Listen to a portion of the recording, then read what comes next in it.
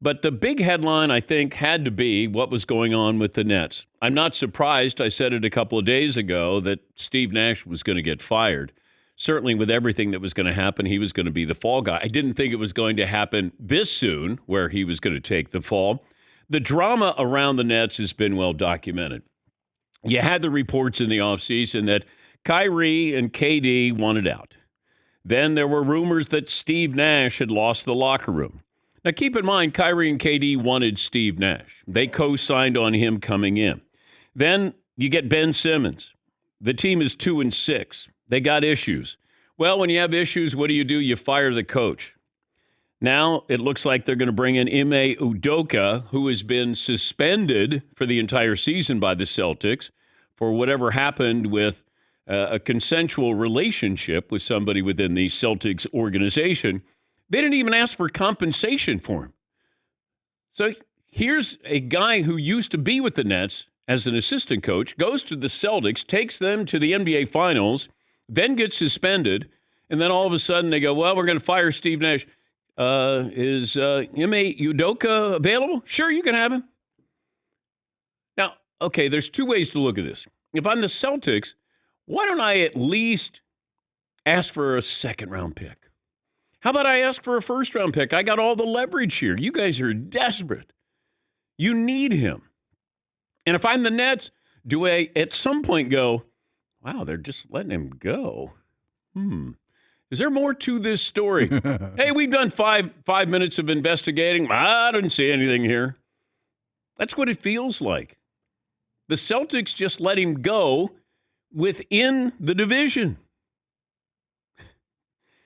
And then the Nets go, yeah, we'll take him. You look back on what he accomplished last year. He's coach of the year. And by all accounts is a very good coach. That would concern me. But then you're the Nets.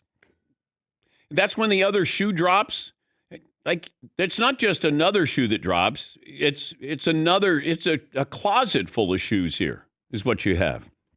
But you have a team that has a lot of talent, but then you start to look at it and you go, you can't just throw players together and go, hey, make some magic. It's the NBA. Because that's what you have in this situation. Just kind of make it work. And they've tried to make it work. You know, now you have Ben Simmons, injuries and performance issues again. You're going to bring in Udoka.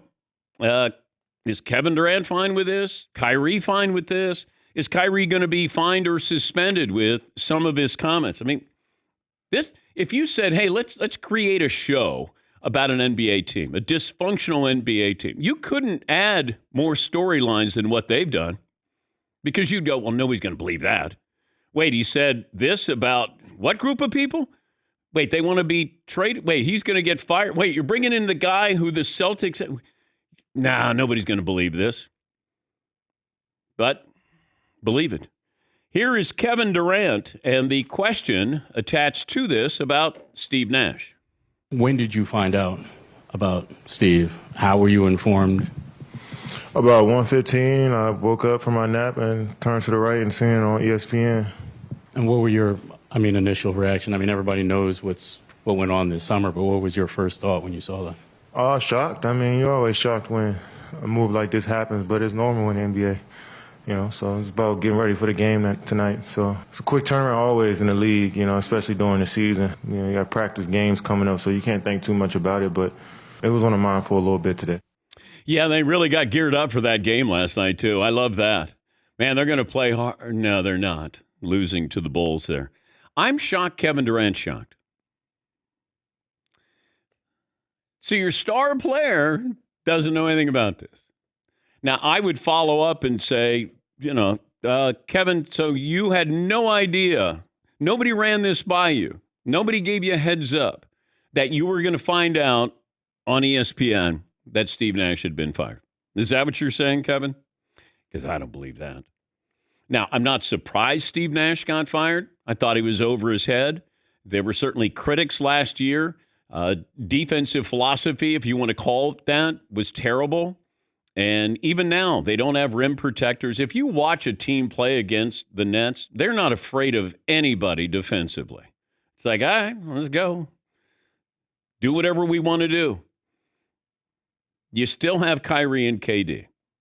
And it's rare to have two talents like that. Kyrie didn't show up last night. KD's still wonderful.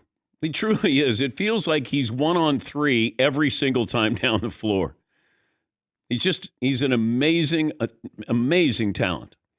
And that gift that he has, when you start to think of unstoppable, you don't use that very often. Kareem was unstoppable. Michael Jordan was unstoppable. There's probably 10 guys where you go, they were just unstoppable at certain moments in their career. KD has been unstoppable his entire career. Iverson had his window there. Or Tracy McGrady had his window there. There are guys who have that 3, 4 year, 5 year window where they're unstoppable. KD has been that way.